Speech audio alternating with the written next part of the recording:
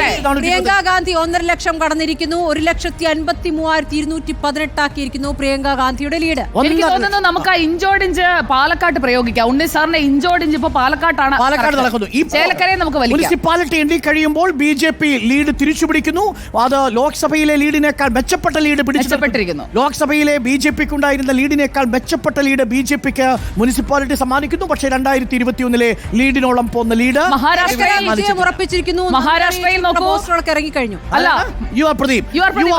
പോസ്റ്ററുകളൊക്കെ ഇറങ്ങിക്കഴിഞ്ഞു. നമ്മൾ ഒന്നാം റൗണ്ടിലെ ഉറപ്പിച്ചു. ഇന്നലെ ഇന്നലെ വളരെ കൃത്യമായി വ്യക്തമായി ഒരു സംശയത്തിനും ഇടമില്ലാത്ത വിധം നമ്മൾ പറഞ്ഞു ആ മണ്ഡലത്തിൽ. കാര്യം നമ്മൾ ബൂത്തിൽ പോകുമ്പോൾ ആ മണ്ഡലത്തിൽ പോകുമ്പോൾ നമ്മൾ അതുകൊണ്ടാണ് പറഞ്ഞത് 8 മണിക്ക് മുമ്പ് തന്നെ കണക്ക് വെച്ചാണ് പറയുന്നത്.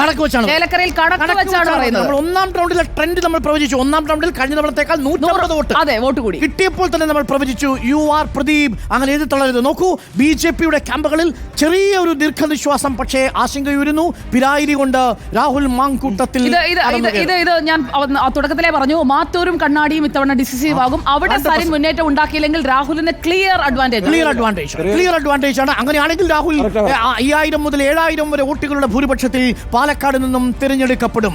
നോക്കൂ,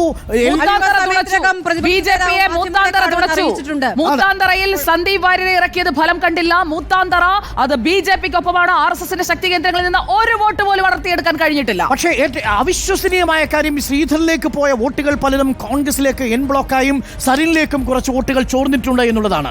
ആ വോട്ടുകൾ പിടിക്കാൻ C കൃഷ്ണകുമാറിന് സാധിച്ചിട്ടില്ല.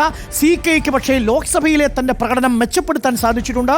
അവിടെ VK ശ്രീകണ്ഠന് അടുത്ത റൗണ്ടുകളിൽ 7ാമത്തെ റൗണ്ട് വരെ ഇങ്ങനെ പോകും. 1ാം സ്ഥാനത്ത് C കൃഷ്ണകുമാർ നിൽക്കുന്നതിന് ഒപ്പം തന്നെ തങ്ങളുടെ വോട്ട് ഉയരുമെന്നാണ് സരിൻ അവകാശപ്പെട്ടിരിക്കുന്നത്. ആ കണക്കിലേക്ക്, ആ കണക്ക് കൂട്ടലിലേക്ക്, പിരായിരിയിലേക്ക് കടക്കുന്ന ആ ഒരു വേള. അതെ, ഇപ്പോൾ നമ്മൾ 6ാമത്തെ റൗണ്ടിലാണ് നിൽക്കുന്നത്. അതെ, പക്ഷേ സരിൻ മുനിസിപ്പാലിറ്റിയിലും അവകാശപ്പെട്ടിരുന്നു.